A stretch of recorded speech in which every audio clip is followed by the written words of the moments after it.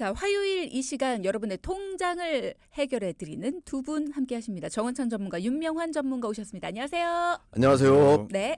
통장이 헤이. 어둠을 헤치고 화요일을 헤이. 만나면 뿌뿌. 네, 금쪽 같은 내 통장 999의 처리 정원창 전문가입니다. 어서 오십시오. 네, 처리와 함께 돈테크만 윤명환 전문가입니다. 에이. 그럼 오늘 어떤 이야기를 나눠볼까요, 두 분?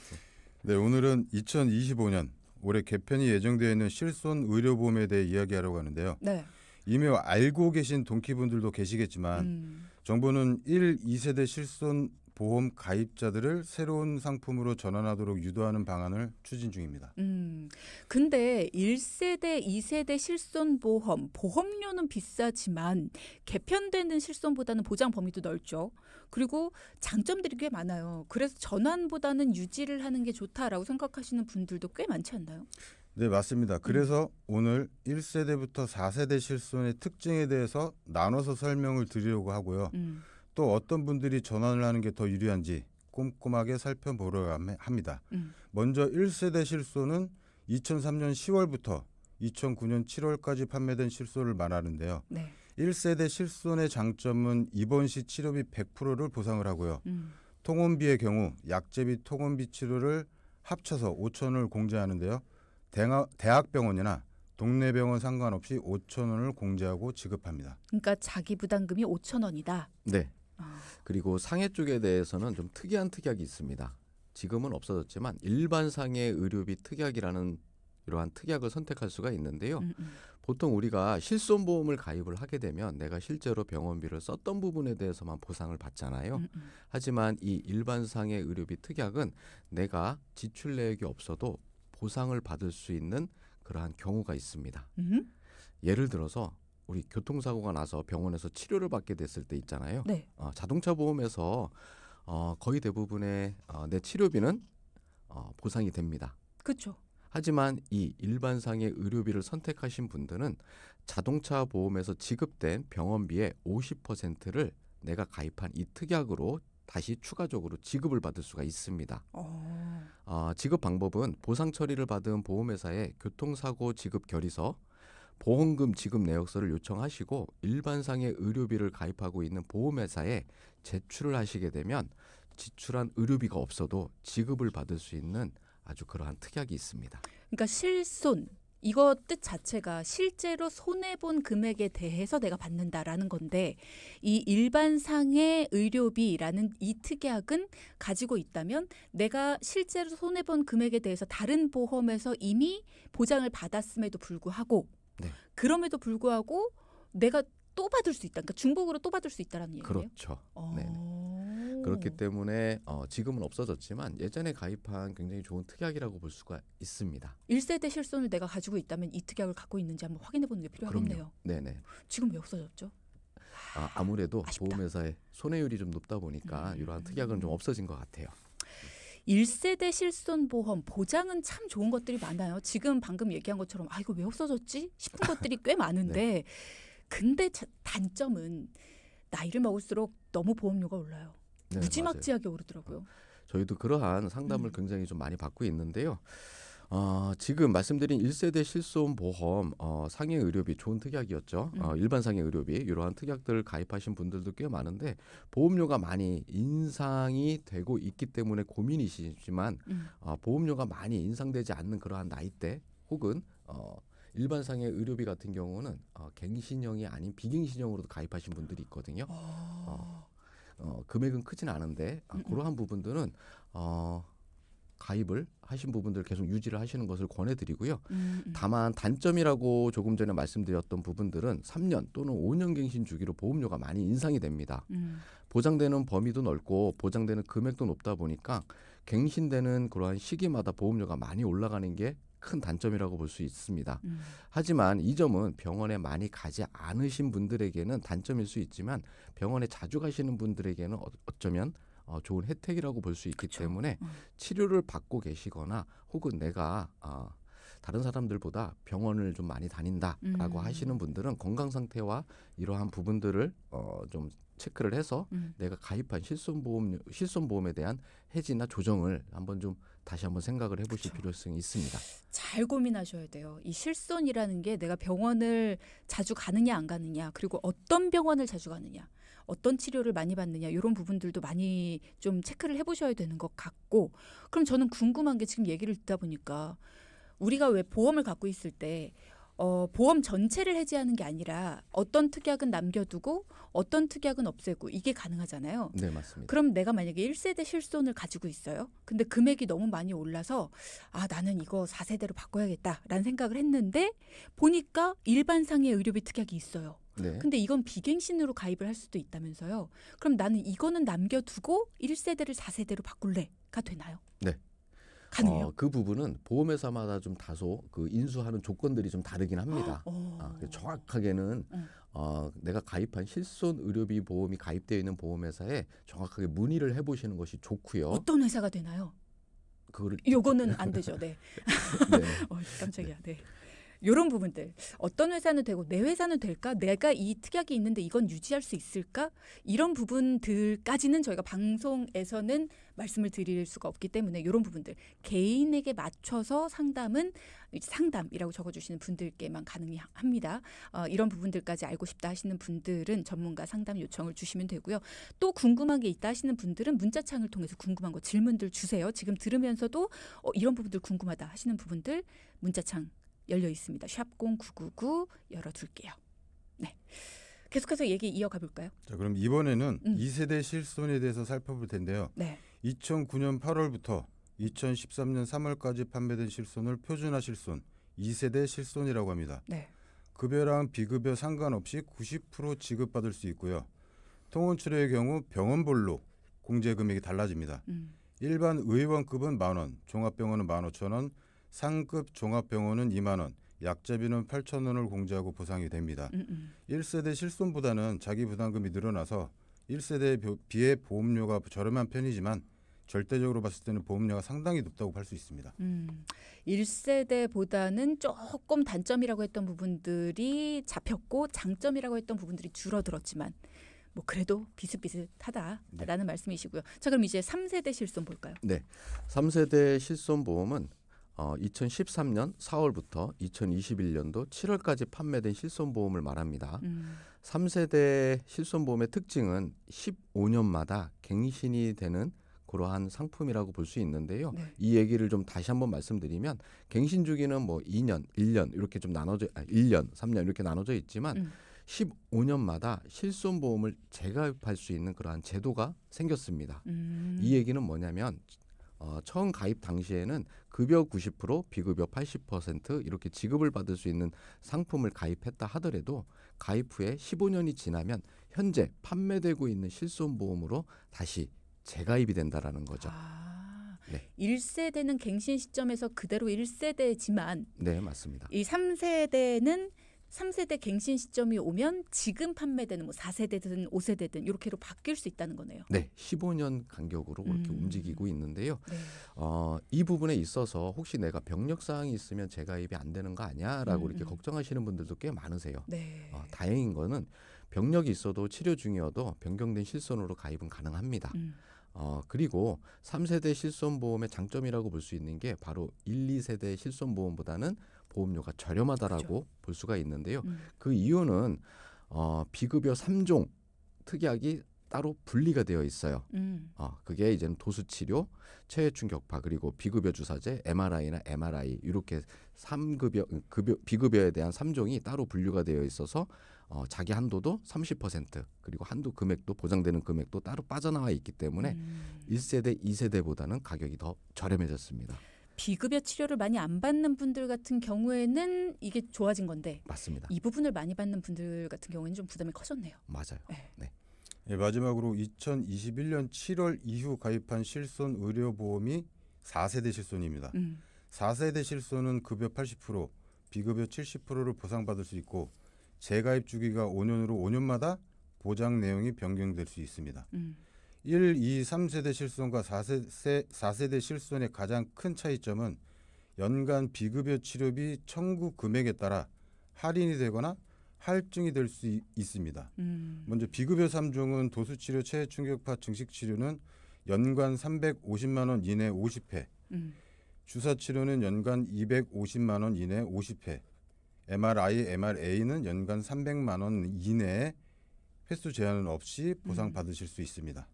그럼 비급여 치료를 얼마를 받았느냐에 따라서 다음에 내가 이 재계약을 할 때, 그러니까 그 뭐죠, 갱신 주기가 됐을 네. 때, 그때 할인이 될 수도 있고 또 할증이 될 수도 있고 달라질 수 있다라는 거네요.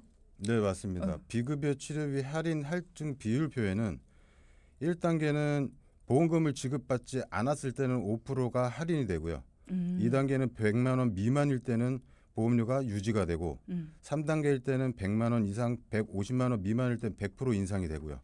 4단계일 때는 150만 원 이상 300만 원 미만일 때는 200%가 인상이 되고요. 5단계일 때는 300만 원 이상 이때는 300%가 인상 할증이 되는데요. 비급여 진료비가 많이 발생한 가입자는 보험료가 할증이 되고 적게 발생한 가입자는 할인을 받게 되는 구조입니다. 이거 잘 계산하면서 써야겠네요. 네네. 그죠? 요청을 해야겠어요.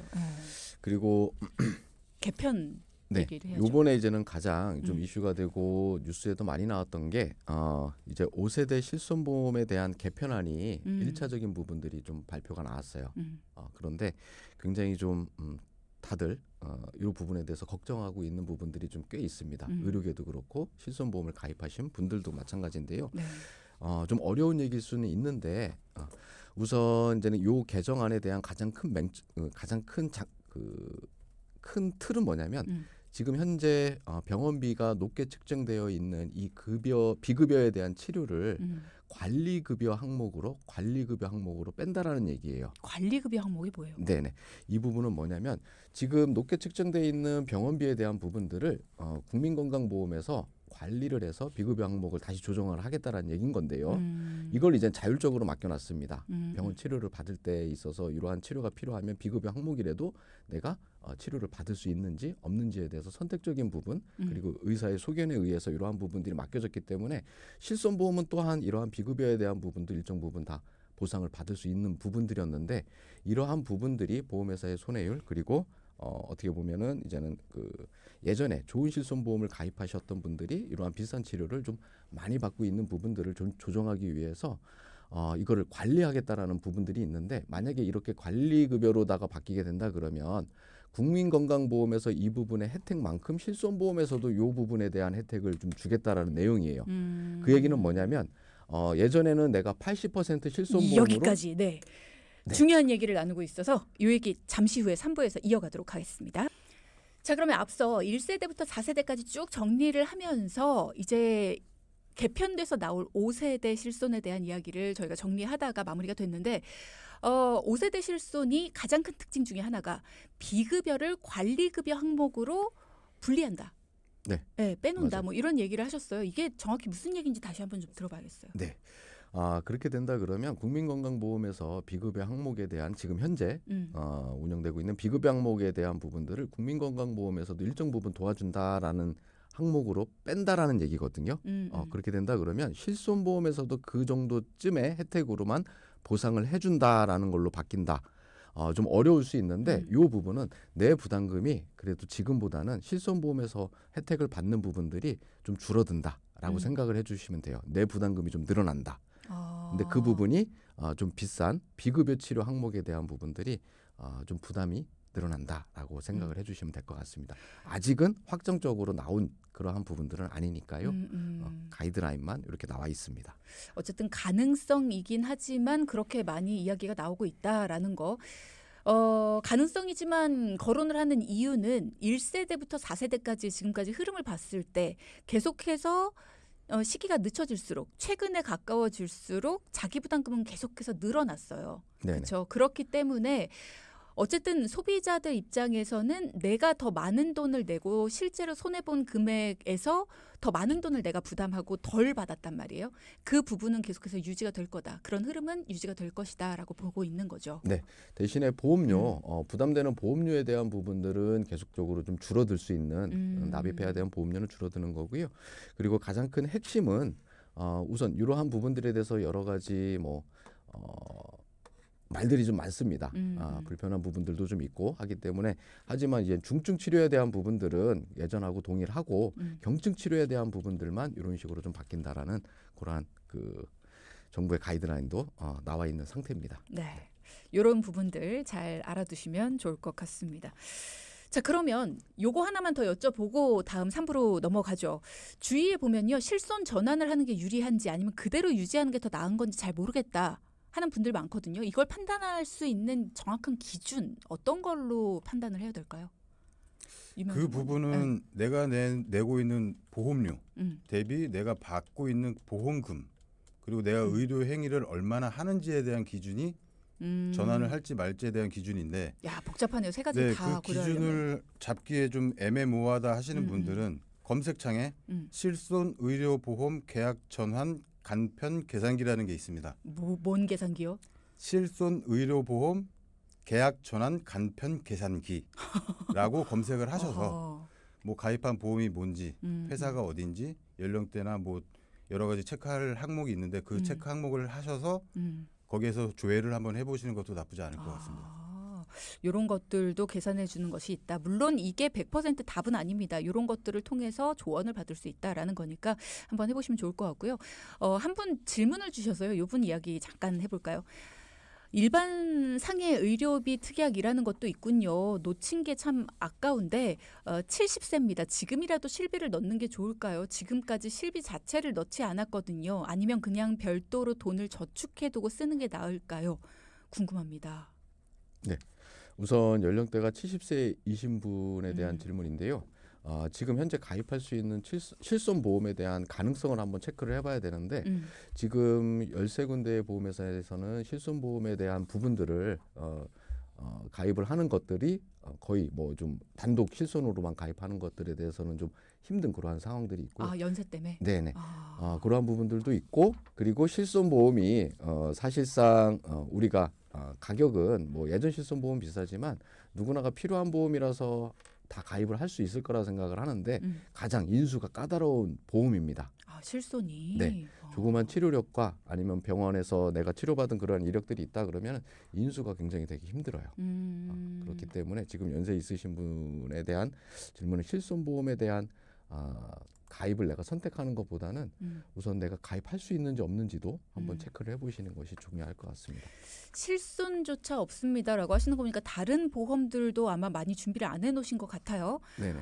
일단은 우리 창민님 같은 경우에는 연세가 70세이십니다. 근데 100세 시대예요. 보험이 많이 준비가 안 돼 있으면 걱정이 많이 되실 것 같은데 일단 실손이 가장 가입하기 까다로운 보험이다라고 하니까 다른 부분에 있어서 큰 돈이 나갈 만한 부분들 그런 쪽을 준비하실 수 있는 게 있다면 그런 부분들만 최소로 일단은 준비해 놓으시고 다른 것들은 내가 그동안 모아놓은 돈들을 좀 아낄 수 있고 더 모을 수 있는 그리고 더 내가 노후를 위해서 안정적으로 가지고 있을 수 있는 방법을 좀 알아보시는 게 어떨까라는 생각이 들어요. 지금에 와서 보험을 뭔가 가입한다 그러면 너무 비쌀 수 있다라는 말씀 주셨습니다.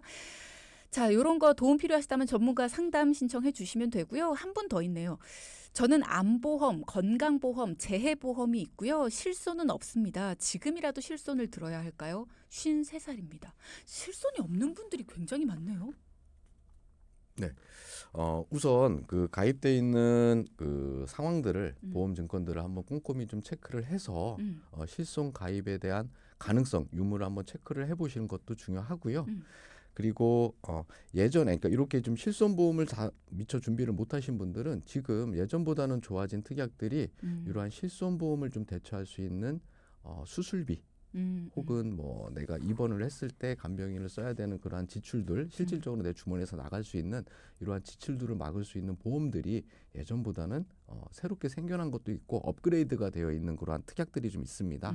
그래서 그러한 부분들로 지금 고민이신 실손보험을 좀 대처하는 방법, 만약에 실손보험이 가입이 불가하다면 이런 것들도 고민해 보실 필요성이 있을 것 같습니다. 네, 일단은 실손은 제2의 건강보험이다라고 이야기할 정도로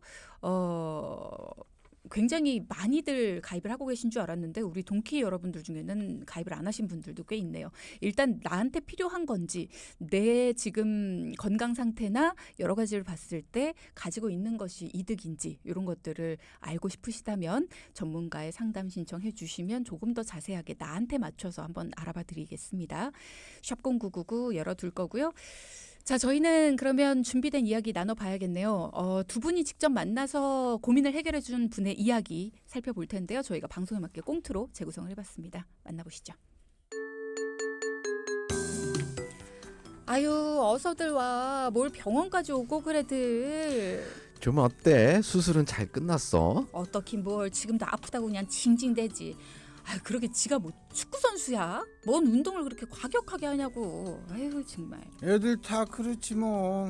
병원비도 걱정이다. 생각보다 너무 비싸대. 아유, 보험 안 들어놨어. 그거 꽤 나와. 그래?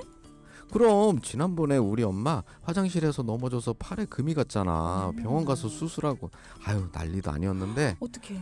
수술비는 따로 나오고 골절 진단비 그거였나? 그것도 한 50만 원 받았다니까. 어머머머. 꽤 되네. 그것보다 더 나을걸. 우리 명환이도 지난번에 농구하다가 원창이랑 똑같이 정강이뼈 부러졌잖아. 맞다. 정강이뼈 그때 부러졌지. 그거 어떻게 됐어?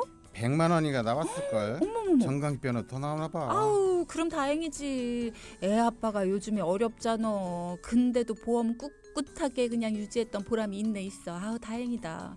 설마 나만 막 10만 원 나오고 뭐 그런 건 아닐 거 아니야, 그지? 설마 좋다는 거 다 드러났는데 애들 건 내가 특히 신경 썼다고. 설마 아니겠지?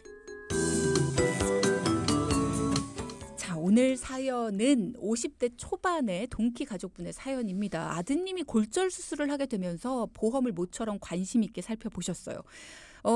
그동안에 수술비 특약을 많이 가입을 해 놓으셨는데 막상 진짜 10만 원만 받으셨나 봐요. 네, 이런 그렇습니다. 상황이 벌어졌어요. 아니, 왜 그렇게 된 거예요? 우선 보험료는 많이 내고 계셨던 거에 반해서 음. 상해 쪽으로 좀 취약하게 가입하신 부분이 있습니다. 보통 아드님들 같은 경우에는 좀 상해를 신경 쓰시는데 이 부분을 신경을 못 쓰셨다라는 거네요. 네, 골절 진단금도 그렇고 상해 쪽으로는 전반적으로 가입을 안 하시거나 작게 가입하신 부분이 있어서 가입 안 하신 부분에 대해서는 저희가 도와드릴 수 있는 방법이 없습니다. 그렇죠. 예, 그래서 그렇죠. 그 부분을 보완을 해드렸습니다. 자, 두 분이 만들어주신 새로운 대안. 놓쳤기 때문에 어쩔 수 없이 도와드릴 수 없었던, 그래서 다음부터는 잘 챙기셨으면 좋겠다 싶어서 만들어드린 대안 들어보죠. 네, 두 자녀 연년생 아들, 딸 보험료로 매달 15만 원씩 유지 중이셨는데요. 네. 생명보험사의 종합보험과 실손이 같이 가입 중이셨고요. 중복으로 가입 중인 수술비 특약, 갱신형으로 가입되어 있었습니다. 두 자녀 모두 건강하고 앞으로 5세대 실손이 나오기 전에 전환하고 유지하는 편이 좋을 것 같아서요. 두 자녀 모두 4세대 실손으로 전환하는 것을 권해드렸고 월 7천 원 정도, 그리고 골절 진단금 50만 원, 핀 제거 수술비 50만 원, 사고나 질병, 과도하게 의료비로 지출이 생길 수 있는 부분을 보완을 해서 9만 원 정도, 이렇게 총 10만 원으로 두 자녀 총 보험료를 30만 원에서 20만 원으로 절감을 하고 보장 범위는 넓혀드렸습니다. 만약에 아드님이 이번에 이 정강이뼈를 다치기 전에 이렇게 가입을 하셨으면 골절 진단비와 핀 제거 수술비 얼마 정도 받으신 거예요? 얼마 정도? 네, 한 100만 원을 받을 수 있는 그러한 부분들로 다시 조정을 좀 해드렸어요. 아쉽다. 그죠? 10만 원밖에 못 받으신 거니까. 우선 이렇게 보험 점검을 받으신 이유는 보험료를 납입하고 계시는 그 금액이 상당했는데 정작 이렇게 좀 수술을 하게 됐는데 나오는 보험금이 미미했기 때문에 그래서 보험 점검을 좀 받으신 거고요. 네. 그리고 매달 두 분은 각각 25만 원의 보험료를 납입하고 계셨습니다. 이거는 사연자분의 그 보험료인데요. 동일하게 생명보험사의 종합보험과 실손 같이 가입 중이셨는데 중봉으로 가입 중인 뭐 수술비 특약 역시 자녀와 동일하게 갱신형으로 가입 중이셨고요. 암 진단금은 3천만 원도 역시 갱신형으로 가입 중이셨습니다. 1세대 실손이 좀 많이 인상된 부분도 있지만 주계약 사망보험금 5천만 원으로 납입하는 보험료가 적은 금액도 아니고요. 납입 기간은 얼마 남지 않았지만 특약은 모두 갱신형이어서 요거는 조정이 좀 불가피한 상황이라 해지를 좀 권해드리고 보완을 해드렸습니다. 해지가 더 유리한 상황이라면 해지를 하실 수밖에 없을 것 같긴 한데 어쨌든 좀 안타깝긴 하네요. 그동안 낸 돈이 좀 아깝기도 하고요. 이 네네. 밖에 또 어떤 부분들을 리모델링 해주셨나요? 네. 25만 원을 납입하고 있으시면서 사실상 갱신형이었기 때문에 앞으로 보험료는 계속 올라갈 그러한 부분들 때문에 조정을 좀 권해드린 거고요. 간병인 보험도 없으셨기 때문에 간병인 보험도 추가로 보완을 해드렸고요. 운전도 하시는데 운전자 보험이 없으셨어요. 네, 그래서 이 부분도 도와드렸고요. 기존에 가입되어 있는 보험들이 암진단금 같은 경우는 생식기암이라고 할 수 있는 유방암, 전립선암, 대장정막내암이 소외감으로 분류되어 있었기 때문에 이 부분도 사실상 단점이라고 볼 수가 좀 있었습니다. 그렇죠. 그래서 이러한 부분들을 보완을 할 수 있도록 안내를 다시 드렸습니다. 그동안 없었던 보장, 그런데 내가 몰랐던 보장 이런 부분들까지 챙겨주셨네요. 자, 그럼 남편분은요? 네, 남편분의 가입 내용도 아내분과 다르지 않게 그냥 똑같이 가입 중이셨습니다. 복붙. 50% 또는 80% 이상의 후유 장애가 있어야만 납입 면제를 받을 수 있는 부분, 생식기암, 소외감으로 분리가 되어 있어서 진단금이 작다는 점. 제일 큰 단점은 갱신형으로 가입 중이셔서 해지가 불가피했습니다. 여기에 남편분도 간병인 보험을 추가로 보완을 해드렸고요. 역시 운전은 하시는데 운전자 보험이 없으셔서 운전자도 보험도 추가로 안내를 해드렸고, 그리고 암진단금 3천만 원에 사고나 질병으로 과도하게 의료비로 지출이 생길 수 있는 부분을 보완해드렸습니다. 네, 보장성은 잘 해결을 해주신 것 같은데 연금이나 저축 이런 부분도 신경을 써주셨겠죠? 네네. 우선 두 청취자분께서는 연금이나 저축에 대한 부분들 걱정을 하고 계셨는데 막상 지금 두 자녀가 연년생이에요. 그래서 본인들의 연금과 저축보다는 아이들의 교육비, 대학 진학 후에 뭐 부담을 해야 될 교육비에 좀 많은 부담을 더 갖고 계셨습니다. 불가피하게 해지를 권해드린 보험에서 4인 가족 해지환급금은 2,500만 원 정도 지급을 받으셨어요. 이 해지환급금은 자녀분들 등록금으로 쓰기로 하셨습니다. 우선은 아직 기간이 좀 남아있긴 하지만 이러한 부분들로 예금을 활용을 해가지고 그 걱정을 좀 덜 할 수 있게끔 준비를 해드렸고요. 저희가 지금 보험 조정을 통해서 그전에는 85만 원을 납입을 하고 계셨는데 이 부분을 매달 71만 원으로 조정을 해드렸기 때문에 14만 원을 줄여드릴 수 있었습니다. 여기에 생활비로 쓰고 남은 100만 원씩을 은행에 적금을 좀 권해드렸어요. 이 부분으로 얼마 남지 않은 두 자녀, 연년생인 두 자녀의 대학 등록금 마련하기 위해서 준비를 해드리도록 안내를 해드렸고요. 네. 그리고 나서 좀 두 분이 좀 저축하고 따로 저축하고 계시는 부분들이 있는데 이 부분이 적금을 그동안 활용을 하고 계셨는데 이 부분이 만기가 되면 그 목돈을 좀 활용을 해서 두 부부의 연금을 좀 준비할 수 있는 부분은 그때 시기가 되면 다시 안내를 드리기로 했습니다. 역시 부모님의 마음은 자녀들이 먼저네요. 우선 네. 네. 네, 그리고 나머지 120만 원 정도는 그동안 일반 입출금 통장에서 관리를 하셨는데요. 한 달 생활비가 350만 원이라고 하셨지만 일반 입출금 통장에서 지출이 있다고 하셔서 50만 원은 주거래 은행 단기 상품에 긴급 자금으로 저축하시도록 추가로 안내를 해드렸고, 입출금 통장에 모인 일부 금액 중에 500만 원은 갑작스럽게 생길 수 있는 의료비로 예금을 안내해드렸습니다. 그러니까 네. 예금으로 안내를 해드린 이유는 보험에서 보상을 받을 수 있기는 하지만 갑작스럽게 병원에 들어갔다가 청구를 해서 나중에 지급을 받을 수 있는 부분이기 때문에 급하게 예금이나 적금에서 꺼냈을 그렇죠. 수 있는 부분이 있는 리스크, 여유 자금이 있으신 분들한테는 권해드리고 있습니다. 그렇군요. 자, 오늘의 포인트도 짚어보겠습니다. 첫째, 실손보험 가입 시기 꼭 체크하자. 둘째, 실손보험의 보장 범위, 면책 기간도 다시 한번 체크해보자. 고생하셨습니다. 고맙습니다. 고맙습니다. 네, 방송 중에 상담해드리는 내용은요, 청취자 여러분의 올바른 투자 판단을 위해 참고로 드리는 말씀입니다. 금융상품 가입이나 해지 같은 판단은 스스로의 책임으로 결정하셔야 한다는 점 꼭 기억하시기 바랍니다.